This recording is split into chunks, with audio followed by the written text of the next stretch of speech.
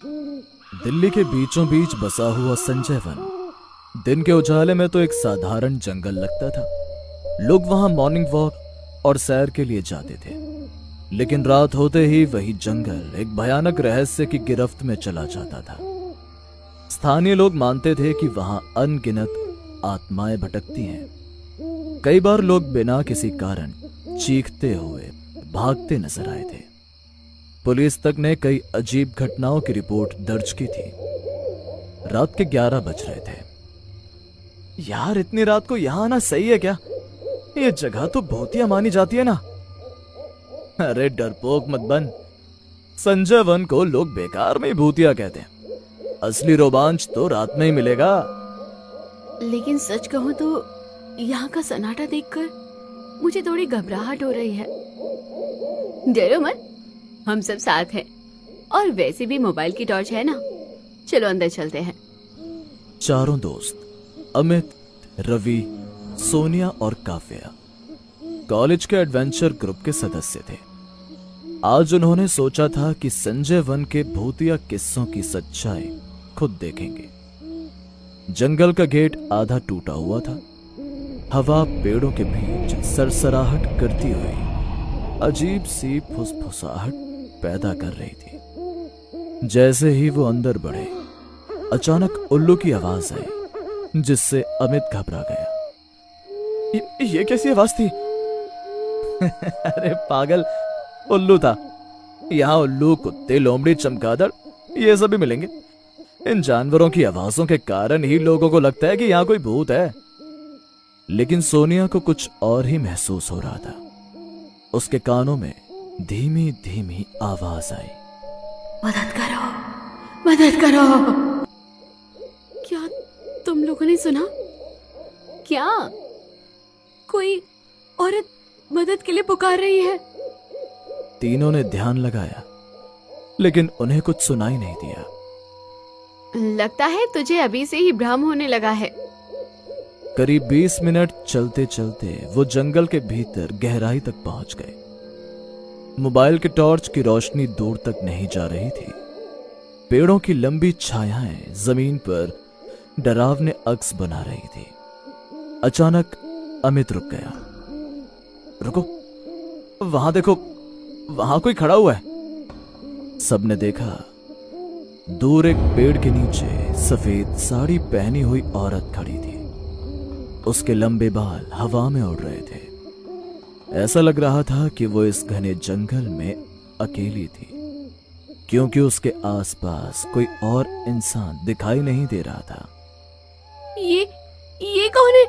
और इतनी रात को इस घने जंगल में अकेली क्या कर रही है? लगता है कोई और भी यहाँ घूमने आया। चलो चलकर उसी से पूछते हैं। वो औरत धीरे धीरे उनकी ओर मुड़ी। उसका चेहरा बिल्कुल सफेद, आंखें लाल जैसे अंगारे, होठों से खून टपक रहा था। चारों के पैरों तले जमीन खिसक गई। वो औरत अचानक हवा में गायब हो गई। उन सबको समझ ही नहीं आ रहा था कि अभी जो उन्होंने देखा वो सच था या कोई भ्रम। यहाँ जो कुछ भी हो रहा है वो नॉर्मल नहीं है।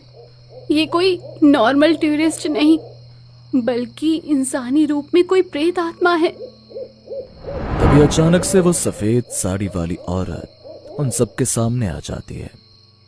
एकदम से सामने आई उस औरत को देखकर सभी चौंक जाते हैं। तुम लोगों को किसी ने बताया नहीं क्या कि ये जगह जिंदा इंसानों के लिए नहीं है, या फिर तुम सब भी यहाँ मरने के लिए आए हो?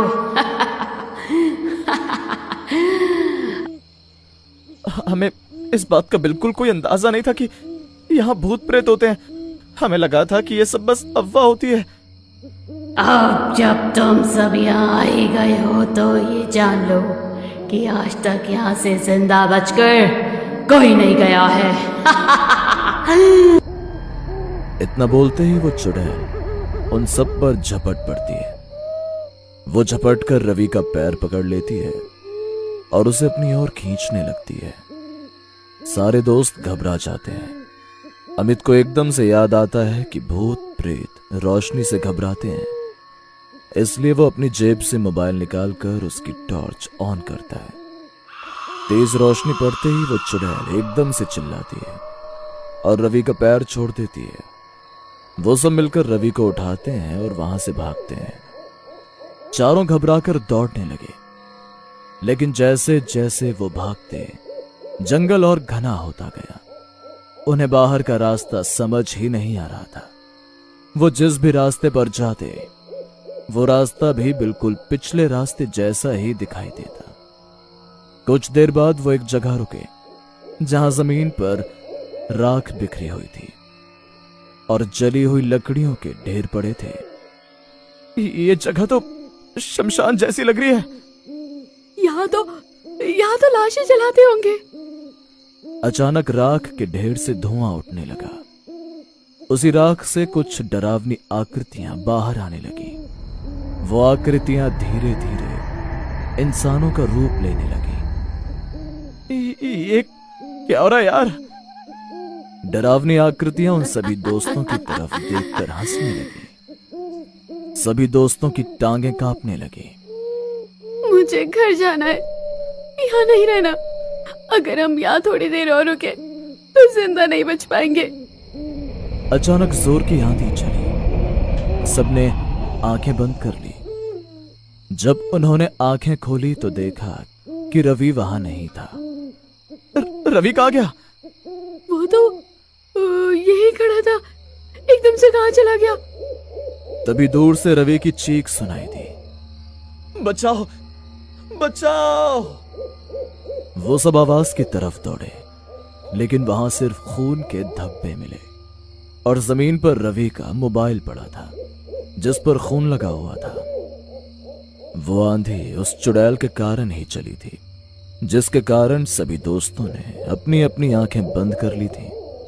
सबकी आंखें बंद होते ही वो चुड़ैल एकदम से हवा में प्रकट हुई और रवि को उठाने लगी। रवि ने अपना बीच बचाव करते हुए उस चुड़ैल से लड़ने की कोशिश की, पर वो चुड़ैल रवि से काफी ताकतवर थी। उसके आगे रवि की एक न चली। लड़ते हुए रवि ने चुड़ैल को भागने के लिए अपने मोबाइल की लाइट जलाने की कोशिश की, पर उस चुड़ैल ने तुरंत उसके हाथ को झटक दिया, जिससे उसके हाथ से खून निकला और उसका मोबाइल भी वहीं नीचे गिर गया। मोबाइल गिरते ही रवि के पास कोई और चारा नहीं था, जिससे चुड़ैल आसानी से उसे अपने साथ ले गई। नहीं, ये नहीं हो सकता। ये चुड़ैल बहुत शक्तिशाली है, हम इससे नहीं लड़ सकते।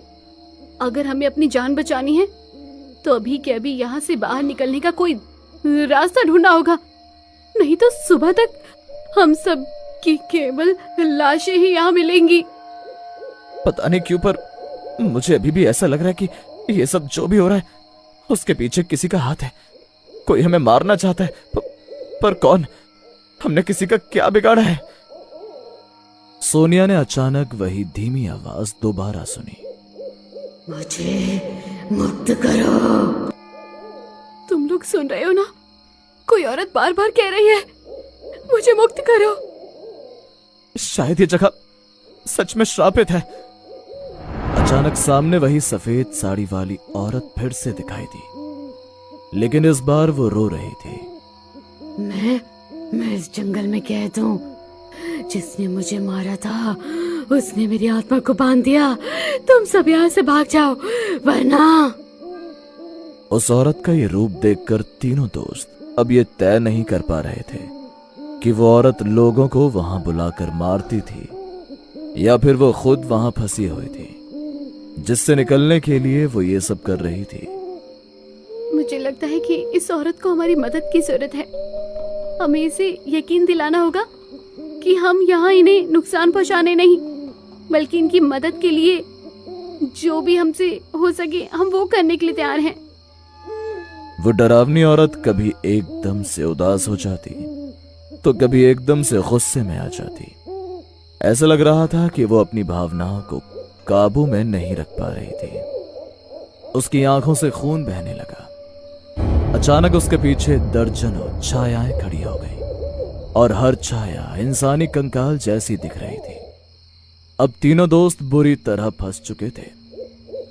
हमें छोड़ दो, हम यहाँ किसी को नुकसान पहुंचाने नहीं आए हैं। तुम लोग यहाँ से भाग नहीं सकते। जब तक मेरा बदला पूरा नहीं होता तुम लोग यही रहोगे। तुम्हें किससे बदला चाहिए? औरत ने अपनी लंबी उंगली से पास की मिट्टी खोदी। वहां से एक टूटी हुई चूड़ी और खून से सनी हुई चाकू मिली। मुझे मारने वाला आज भी जिंदा है। वो इस जंगल में आता है, उसकी आत्मा मुझे चैन नहीं लेने देती। क्या तुम हमें बता सकती हो कि वो कौन है जिसने तुम्हें मारकर तुम्हें यहाँ ऐसी हालत में फंसा दिया है? हम तुम्हारी आजादी में तुम्हारा साथ देना चाहते हैं। मुझे इंसानों पर भरोसा नहीं है। इंसान बोलते कुछ और है और करते कुछ और है। तुम हमें बाकी इंसानों जैसा मत समझो। हम जो बोल रहे हैं वही सच है। हम सही में तुम्हारी मदद करना चाहते हैं। बदले में हम बस यही चाहते हैं कि तुम हम सबको मत मारो। अचानक सबके पीछे कदमों की आवाज सुनाई दी।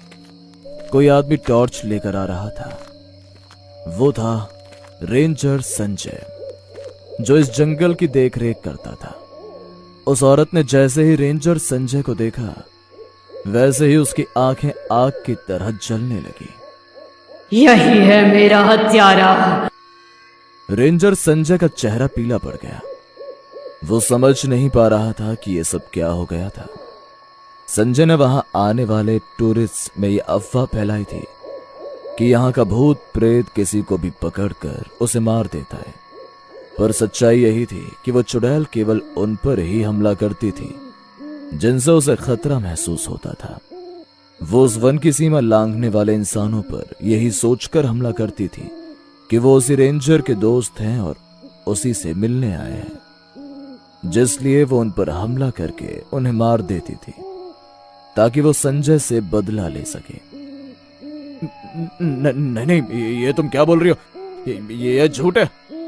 लेकिन तभी जंगल गूंज उठा। सब छायाएं एक साथ चीख उठी। हत्यारा, हत्यारा। और देखते ही देखते सफेद साड़ी वाली औरत ने संजय को अपने बालों में जकड़ लिया। उसकी चीख गूंजती रही और वो अंधेरे में खिंचता चला गया। धीरे धीरे संजय की चीखें शांत हो गईं। अब जंगल में फिर सन्नाटा था। सफेद साड़ी वाली औरत अचानक शांत हो गई।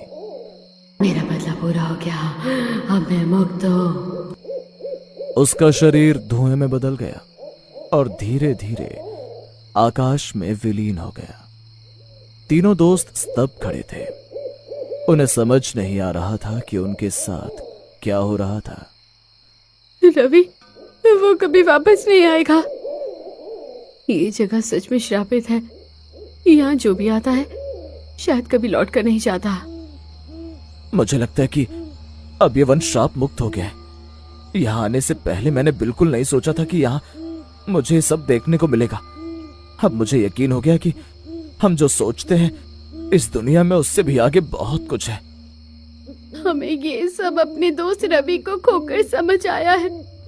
आज के बाद हम कभी ऐसी किसी जगह का मजाक नहीं उड़ाएंगे जिसके बारे में हमें कोई जानकारी नहीं होगी। तीनों किसी तरह बाहर की ओर दौड़े। सुबह जब सूरज निकला, लोग पार्क में जॉगिंग करने आए। उन्हें गेट पर सिर्फ 3 डरे सहमे लड़के लड़कियां बैठे मिले। उनके कपड़े फटे हुए थे, चेहरों पर डर की परछाई थी। उन्होंने जो कहानी सुनाई उसे सुनकर किसी ने यकीन नहीं किया, लेकिन सच ये था कि रवि कभी वापस नहीं आया। और आज भी रात के समय अगर कोई संजय वन में जाए तो कभी कभी मदद की पुकार सुनाई देती है। और कुछ लोग कहते हैं कि वहां अब भी एक लड़के की आत्मा भटकती है। तो क्या दोस्तों, आप भी तैयार हैं संजय वन जाकर अपनी कहानियां हमारे साथ शेयर करने के लिए?